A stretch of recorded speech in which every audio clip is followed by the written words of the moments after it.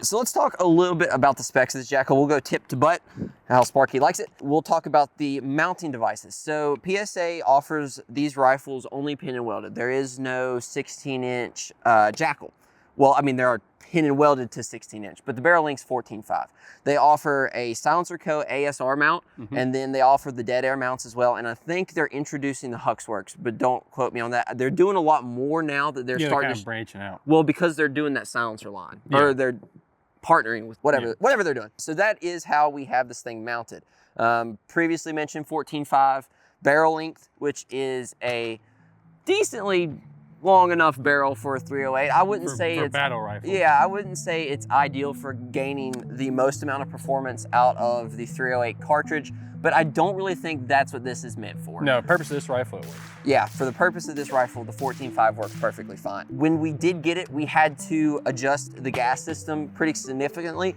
That's very common though, because this thing was meant to be ran suppressed. This has a very easily adjusted gas system. Toolless. Yeah, all you have to do is, you can do it with your gloves and not, I mean, bare hands. You don't even need a tool or anything, toolless. But very simple to use, very easy to use, and adjusting it prior to putting, or after putting the can on, went flawless. Yeah, piece of cake. Rail system. Monolithic. Big boy. This is what reminds me a lot of the initial Jackal. I don't think there was a lot of variation in terms of the rail system design, and other than it getting a little bit bigger. Very similar to how the first one was set up. As Sparky said, monolithic. You do have your M-LOK parts down on the bottom portion. They go on the sides, at a cant, and at the very bottom. And then you also have QD attachments as well on the bottom portion of the rail, which is really nice.